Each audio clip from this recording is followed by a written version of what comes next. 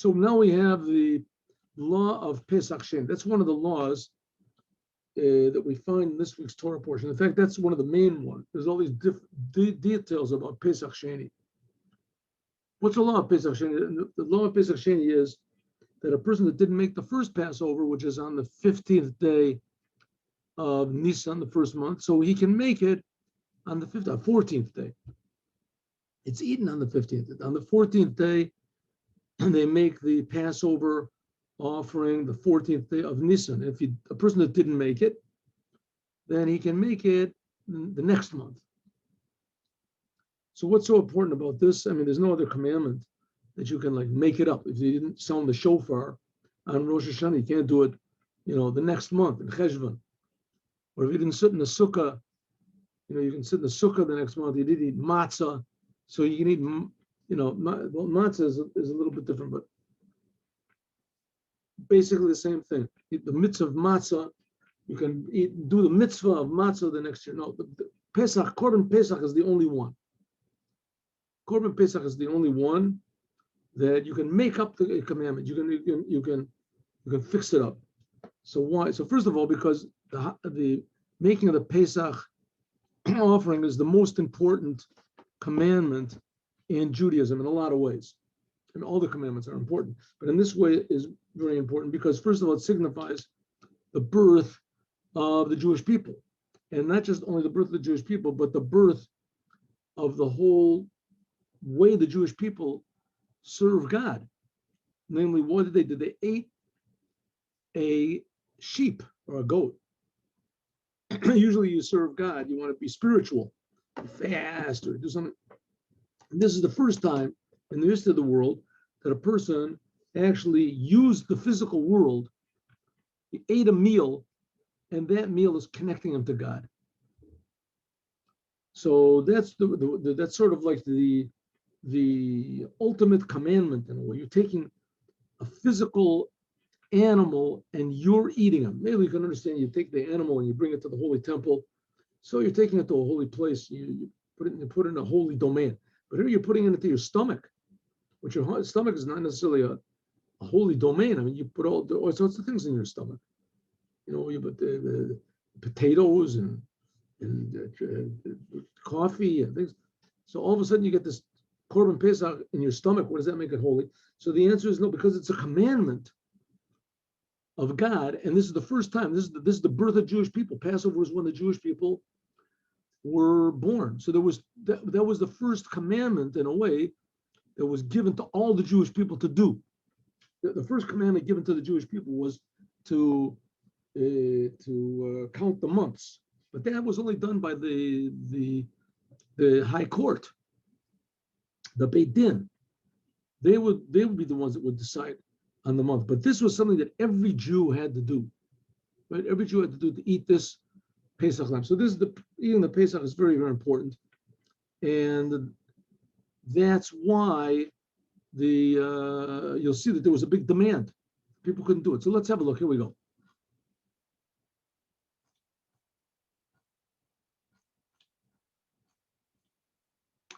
Okay, Vayadaber Hashem Moshe. God spoke to Moses. The Midbar Sinai, Bashana Hashenis, in the second year. In other words, they got out of Passover. The year they got out of Egypt. The year they got out of Egypt. That's the first year, and now they're going into the second year. Tzeis Meretz Mitzrayim b'chodesh Rishon, on the first month. So they're approaching the first anniversary of going out of Egypt. Lay more to say. Now, the different commentaries are going to pounce on this because this is spoken not in chronological order. If we look back, we can take a look back at the first. Can we do this and not lose our place over here? Who knows? Should we try it? Yeah. Anyway, if you look at your siddur, you know what? I'll do this way. Let's look at this one. If you look at your Chumash, let's have a look at this old Chumash here. There we go. Oh.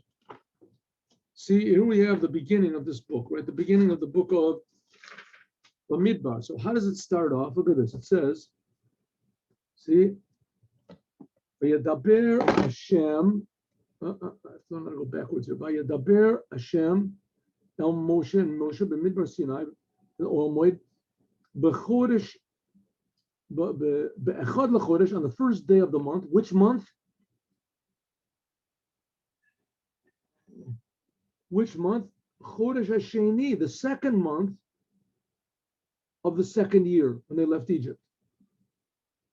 So this is the book begins with God speaking to Moses 1 month after he's speaking here in our Torah portion. Right? What does it say over in our Torah portion? That God spoke to Moses on the second year, in the first month. Oh, so here later on, this is already 2 books later, two chapters later, and God is speaking to Moses in the month of Nisan, and the Torah begins when he's talking to Moses after that. So we see from this. So it says we see from this Parsha Shebarosh Sefer, the Torah portion which begins the book of Numbers. Lo Nemrai, the year was spoken in the second month, and this was spoken in the first month. Year is the second month. Lamata, to teach you she'ein seder mukdam u'muchar b'Torah, to teach you that the order that things appear in the Torah, not necessarily the order that they appear chronologically. Because this, what we're saying here, this was actually said 1 month before what was said in the beginning of the book. So why did God have to do it like this? Why did he mention what happened first, but he mentions it, talks about it later on? Why doesn't he just put it first? Because it's the shame of the Jewish people. The whole entire 40 years that the Jewish people were in the desert, they only made this one Pesach offering. They only made this. It was the whole 40 years they didn't make a Pesach offering. Okay, a lot of people ask a question, what's so embarrassing about this? I mean, if you look back when the Jews got out of Egypt, so God also gave them the commandment of making the Pesach offering. And if you look over there, so there's a sentence that says, and it will be when you come into the land of Israel, you should make the Passover. Let's see if I can find this for you here. Here it says, 1 second, just 1 minute. I should have had this open for you. It says that when you come into the land of Israel, here it is.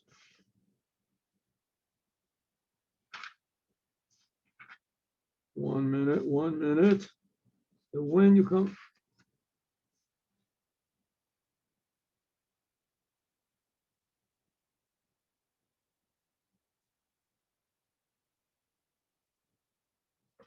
All right, was that?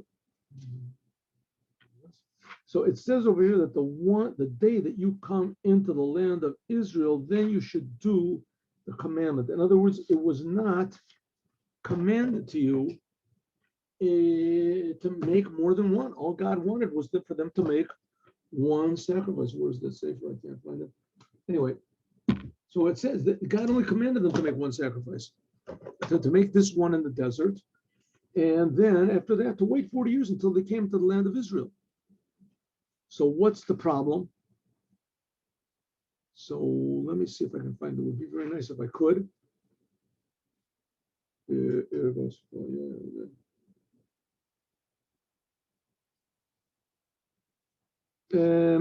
So this question is asked. The Rebbe gives one answer, and there's another answer that's also given. Okay, one answer is that why didn't they make the Korban Pesach in the desert? Why? Why didn't they make the Korban Pesach in the desert?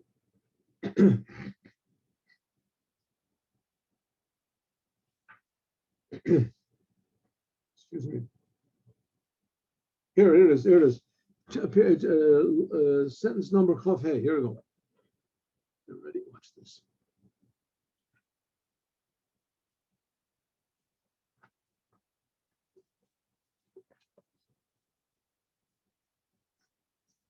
Where's the sentence? Here we go. V'haya, and it will be Ki tavo el ha'aretz, when you come to the land Asher Yiten Hashem, which God is going to give you, right?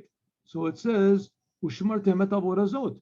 When you come to the land of Israel, then you should do this. And Rashi says this mitzvah is done one time in the desert, and it was never done again.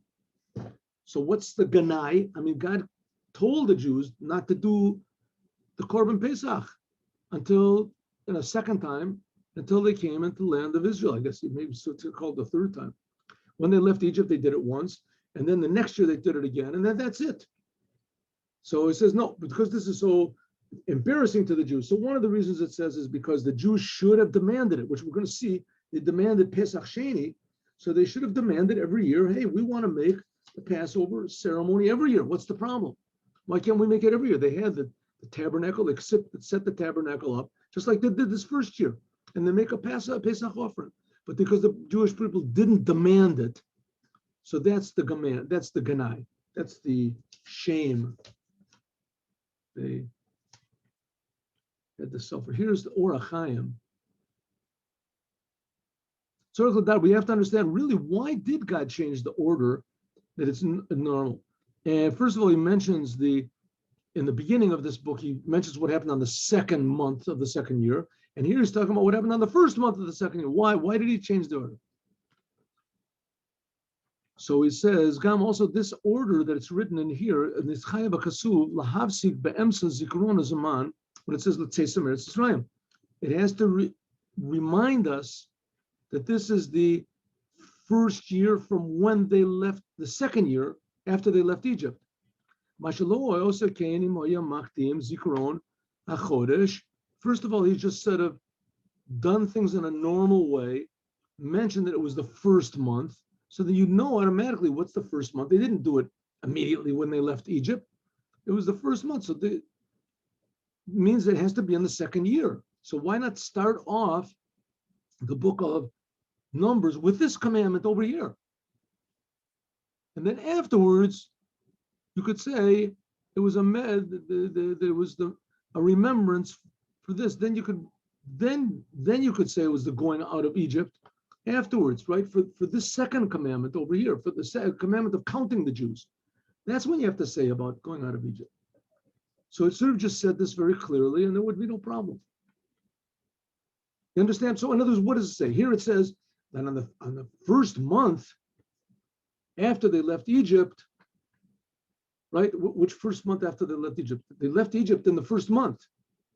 So if the Torah would have started off on the first month, God said that they should make a second Passover, that they should do this Passover the second time. So then it would be obvious which year it was. Obviously, it wasn't the year they got out. They got out on the 15th. So if it would have said God commanded them to make a second time the Passover, they would know it was the second year.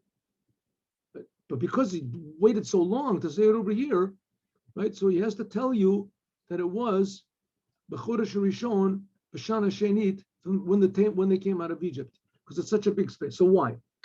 In case he says like this. Nearly, it seems to me like this.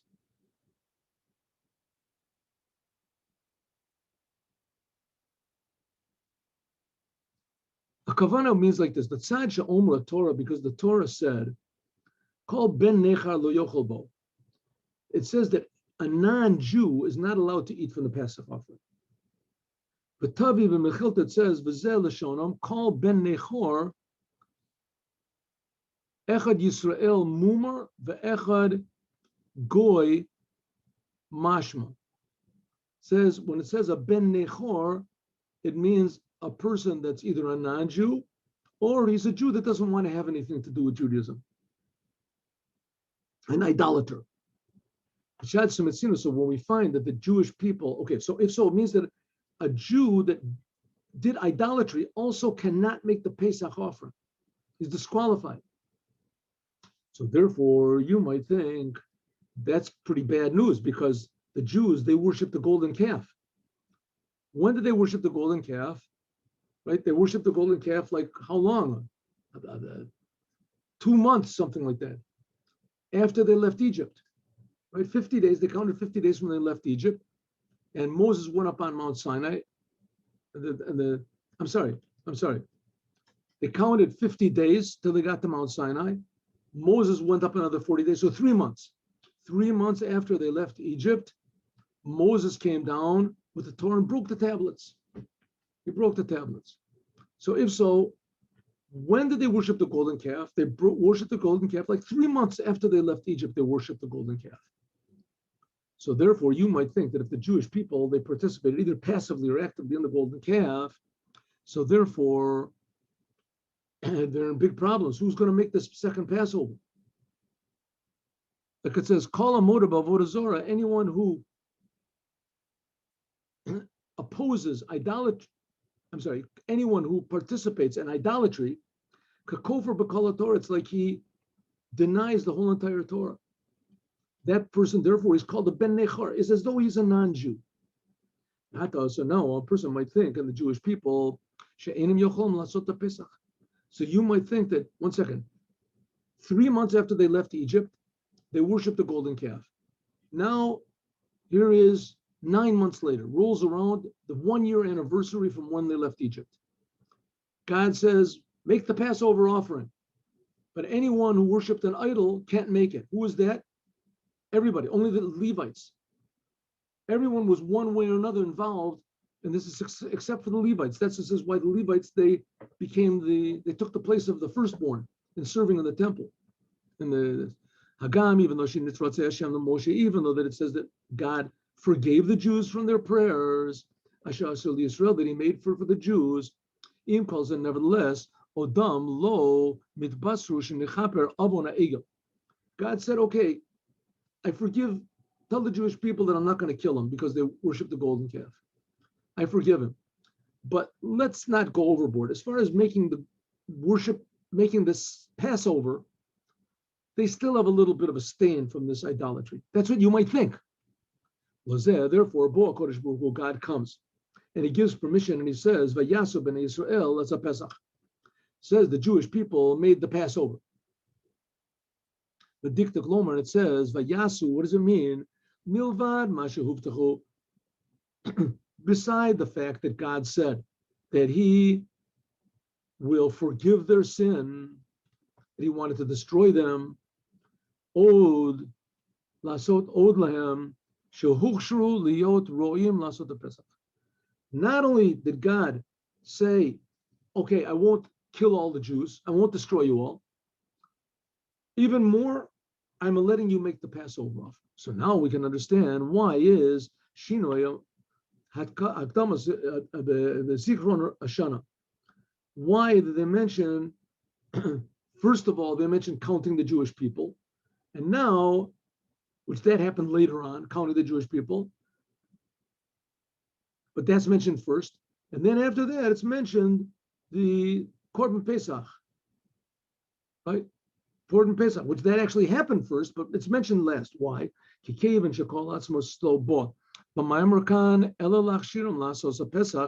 the only reason that God is telling them is only to make the Pesach, therefore, Patach Badorim, Shana Sheni, therefore it has to say the second year. That you should understand, that you should remember that this was done after the sacrifice, after the idolatry. If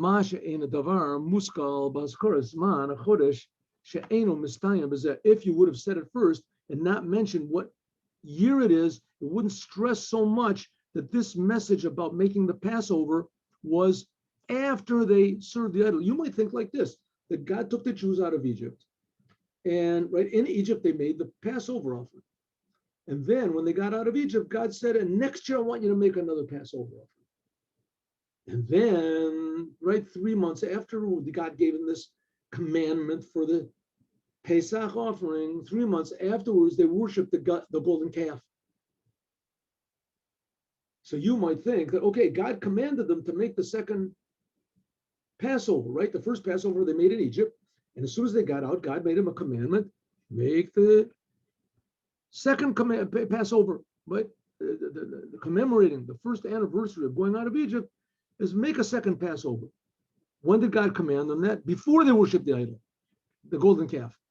Now you might think that rolls around the second year that God talked to them about, and God might say, okay, yeah, make the Passover offering, but the only people that can make it are those that didn't participate in the golden calf. Ooh, this is going to be a big problem. True, God made the commandment early, and He told us to do it, but now who can do it? It says a non-Jew and also one who worshipped an idol can't make the Passover offering. So therefore, in order to take this out of your mind, so it says no, that God spoke to the Jewish people on the second month after they sinned the golden calf. And He told them, I want you to make the Passover offering. Therefore, He didn't say anything to the Jewish people. Therefore, He just told Moshe all the laws of the Pesach offering, telling them that I forgive you Jews for worshiping the golden calf. And not only that, I have erased the sin totally. You're not considered to have the stain of being idol worshipers. An idol worshiper cannot make a Pesach offering, and you can. Okay. Here's a nice one from the Baal HaTurim. Baal HaTurim says, V'yasa b'nei Yisrael is a Pesach. The Parakam in the first chapter of Pesachim, they asked the question, Amai Kadma Torah Maisa the Sa'u et Rosh b'nei Yisrael. Why does the Torah precede the counting of the Jewish people, which really happened afterwards? Should be Techillah to say from this counting of the Jewish people, that's in the beginning of the book. Lahach, why did he precede that to this, which happened really earlier? Techillah. Same question we just finished asking. Shari Bakan Kasiv, it says B'chodesh Rishon. Nisan, Asum Kasiv over there says Chodesh Sheni. So they put what happened on the second month before what happened on the first month. Why? And it answers back,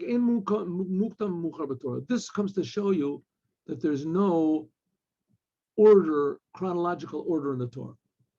Says the Daat Zkainim, but we have to give a reason why. If you should call the Torah's Kohanim, Haya ba'oel moed, v'sham nami kativ ba'oel moed, v'samach la'oto parsha midbar b'degalim v'chaniotam. Why all of a sudden here it has to change? God spoke everything to Moses from the Oel Moed, from the tabernacle, and they were all in one place. So why does it have to change the order of things? And Rashi, one second, I'm on the wrong one. Excuse me, 1 minute. This is not the one I wanted to do. Balaturin, this is what I want to do. Samach Parshas Pesach to the Levim, this hints at the Levim Mafshitim, to tell you that the Levim, they're the ones,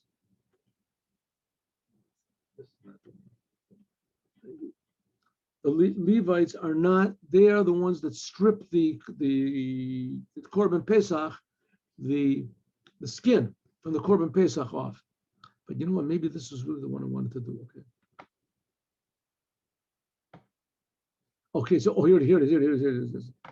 So it says the reason why does it wait for over here? We just learned the reason of the Ohr HaChiam. Rashi says the reason why they didn't put this one first was because it was a shame. The Jewish people only kept one time. But the whole 40 years they were in the desert, they only kept Passover once. The Midbar. The Ikasha, you might have a question. 1 second. My Ganud, what's wrong about this? It says in the Torah, clearly, the sentence I just showed you, right? It says, when you come to the land of Israel, then you should make the Passover offering. In other words, God said, make a Passover offering before you leave Egypt, that they had to put the blood on the doorsteps and the door. Then after that, do it on the first anniversary of going out of Egypt, do it. And then don't do it anymore. God said, when you come to the land of Israel, do it. Okay, so what's the What is the shame? What's the ganai? What's the shame that the Jewish people didn't make this Pesach offering the whole time in the desert? They weren't supposed to. It says,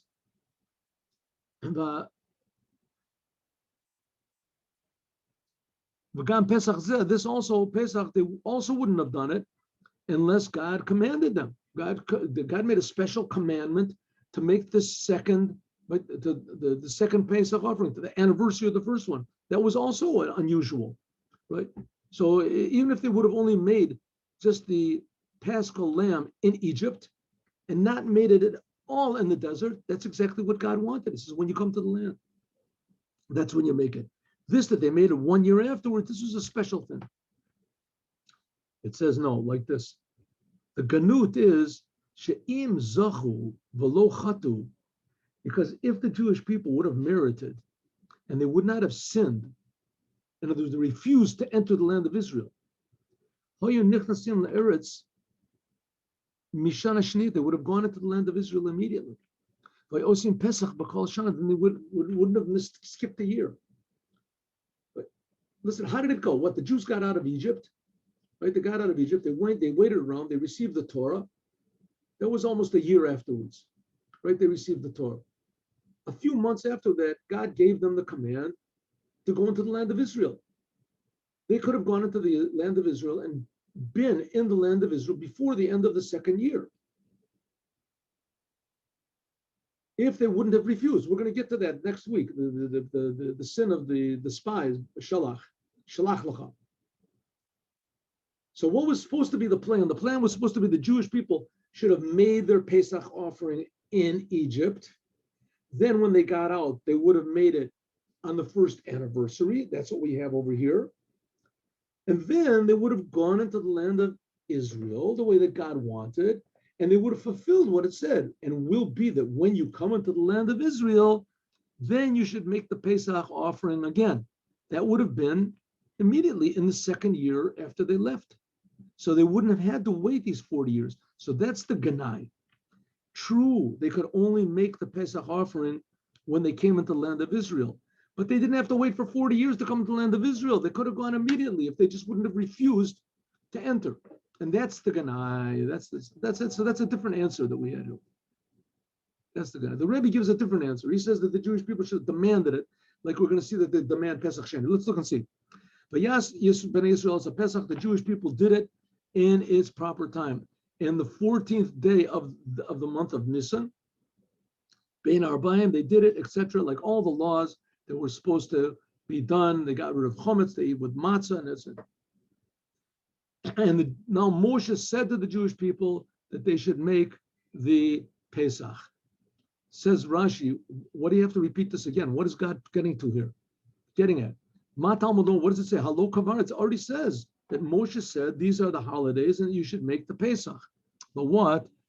It says, Ella Kesheshema Parshas Moadim B'Sinai, when Moses heard the laws of the holidays at Mount Sinai, he said, Chazav Yisiru B'Shad Ma'aseh. God said, when it comes to the time to make the holiday, I want you to warn them again. They heard it back then. I want you to keep telling them, keep them on their toes. The Jewish people made the Passover offering Rishon on the first month, on the 14th day of this is the second year. Everything that God said to Moshe, this is what they did. Now we have Pesach Sheni. And there were people that were impure. The Nefesh Adam. They had defiled themselves.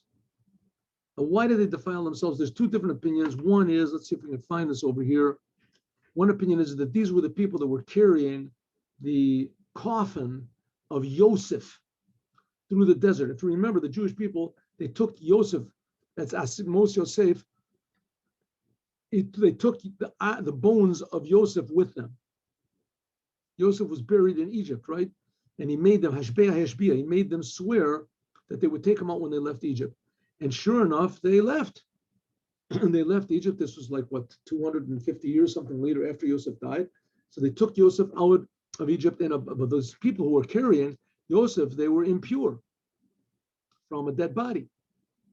That's one opinion. Another opinion is is that these were just regular people that somebody in their family died and that they had to bury them. And so they became impure. And he looks at the Baal HaTurim, says, Anashim asher hayu tameim lenefesh adam, there were people that were impure because of a dead body. And he says, this is the gematria. This is the gematria of, right, these words, Anashim asher hayu tameim lenefesh adam. This is in the gematria. Elu, you count them, you can count all the letters, right? These, how he got these things, I don't know about Baal HaTurim, but did. He said, what is it? Elu shahayu nosim arono shel Yosef. These were the ones that were carrying the coffin of Yosef. And if you just take the words asher hayu tmeim, this is the gematria, this is the numerical value of ze lameit mitzvah. They were impure because of a mate mitzvah. A mate mitzvah means if somebody dies, you have a commandment that you have to deal with. You can't just let the person lay there. You have to deal with them. It says even a Kohen, even a Kohen Gadol, even if he happens to come across a dead body, that he has to defile himself for it. Just comes up, and then there's nobody to deal with it. You can't just let it lay there. So it says these are the two reasons why these people were impure.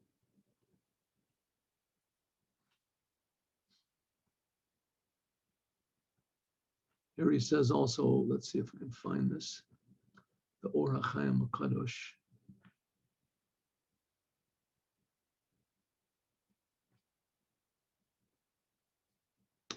Can I find it? I don't know.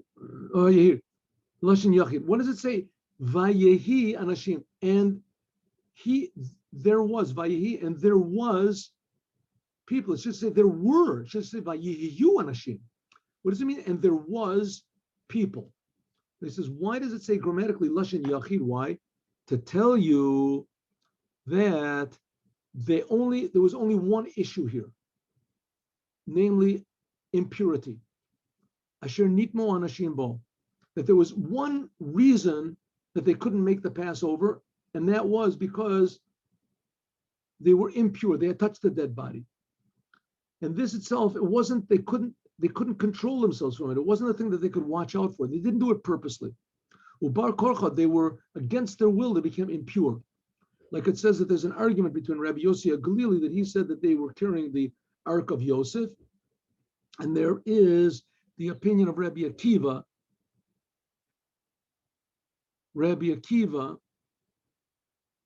and Rabbi Yitzchak that said that they were tamei meis, that somebody in their family died and they had to, and therefore they had to make themselves impure. And they knew that the impurity would be until the 14th, right? You have to sprinkle the ashes of the red cow, and they knew that process wouldn't be finished until that time. Therefore, they couldn't make the Passover. In other words, they couldn't watch themselves from the impurity. The Rebbe makes a big thing. Well, let's talk about this a little bit. Here we go. These people, they came to Moses and they said, listen, we're impure. A person, why should we be any less? Why should we lose out? Levilti, that we shouldn't make the sacrifice in the proper time among the Jewish people. This is such a very important sacrifice. We want to make it. So we're impure. Omer Lem, he said, Ein Kadoshim Karivim. Rashi says, Moses saw these people and said, hey, what are you doing here? They said, we want to make the Pesach offering. He said, but you're impure, you can't do it. They said, Lo, Yisrael Kadam. So you know what? So we'll just throw the blood of the offering.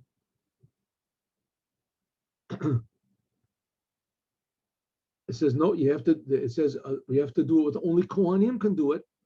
They said, okay, we'll just eat the meat. Omer Lem Indu Veshama. They said, okay, listen, people, stand still. I want to tell you,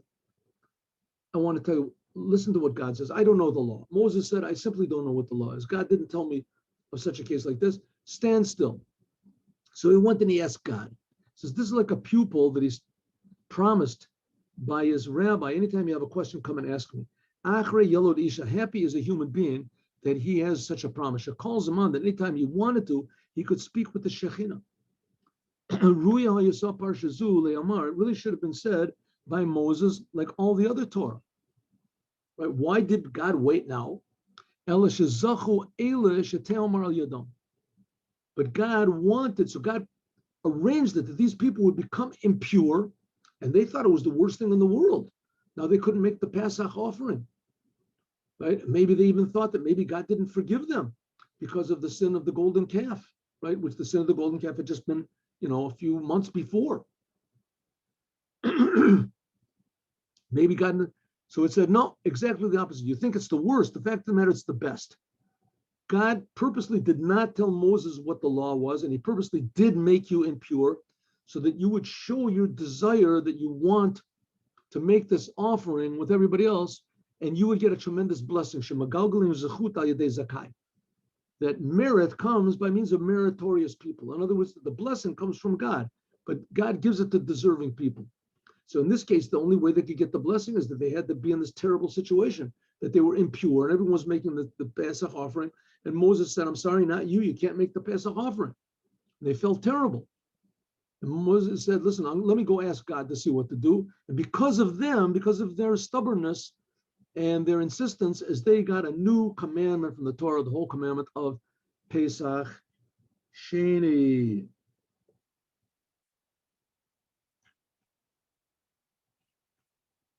Moshe said, stand still and listen what God is going to command you. And God said to Moshe like this, tell the Jewish people, any person, if he comes impure, and then he adds on a few more things, or if a person was far away, or for you or any of the future generations, nevertheless, he can make a Pesach offering. How is he going to make it? He's far away. He can't make it. He says in the second month. You missed making it on the first month, in the month of Nisan, make it in the second month. 1 month later, on the 14th day of the second month, Bein Arbaim, when it starts to get right before the evening, you should make it, and you should eat it with matzah and moror. You should eat it, because that's the way you had to eat the Pesach offering. You shouldn't, but you can still have chametz in your house. Don't leave any of it. It's not a commandment to eat matzah alone. It's just a commandment to eat only the Pesach offering, and one of the criterion for making the Pesach offering is it should be eaten. Pesach lamb has to be eaten with bitter herbs and matzah together. Don't leave anything until the morning. Don't break any bones in it. Like all the laws of Pesach, you should do. A person that is impure, but he wasn't far away, and he refuses to make the Pesach, then that person will be cut off from the Jewish people, because the sacrifice of God, he didn't sacrifice in its time. This person will bear a sin. This is there's one other sin. It's a positive commandment that if it's not done, the punishment is death from heaven. And the other one is circumcising. A person has a child and he has to circumcise the child, and he doesn't do it, refuses to do it. So that's also the punishment of Korah. But the thing of circumcising your child, there's no time limit. A person can always make. You're supposed to do it before 8 days, but a person can always make it up. So it says any sort of a crime that's done that's punishable by death, but it can be fixed up. So the person doesn't get punishment of getting cut off until it's impossible to fix it up. So let's say a person that refuses to circumcise his son, and that person dies. So 1 second before he dies, he gets cut off. So he gets the punishment, because before that he had the ability to have his son, called his son might be an older person, and circumcise him. Okay, and this is the other one. If a person misses purposely, does not make the Pesach offering purposely, then as soon as the second Passover goes over, really after the first Passover, he does it. There's an argument about it. Anyways, in any case, as soon as the second Passover goes over, then that's it. He gets cut off from God. Some people say he dies before he's 50, before he's 60. And if there's a ger that lives with you, a convert, and he makes the Pesach Hashem, the laws of the Pesach, he should also do one law. Because Rashi says you might think that as soon as a Jew converts, no matter when it is, that he should make a Pesach immediately, because he missed it. He missed the Pesach. He was not a Jew. So he converts, who knows, in the middle of the month of Tishrei, he should make a Pesach offering. So it says, no, you have to do it at the same time that everybody else does. That's what it says. If when a ger, a non-Jew converts and he wants to make the Pesach with everybody else, so he has to do it like everybody else. That's what it means. Don't think it means, and when someone converts, he must make the Pesach immediately. Right? That's what it seems to be saying. Yagur itchem ger, when a person converts among you, you have a non-Jew that converts, he should make the Pesach. That's not what it means. It means if there lives with you someone who has converted, then he should make the Pesach together with you.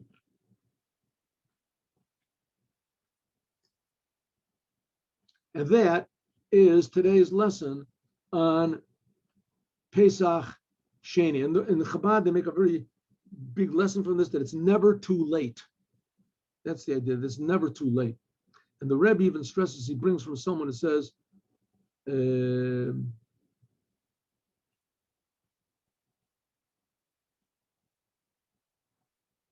if a person is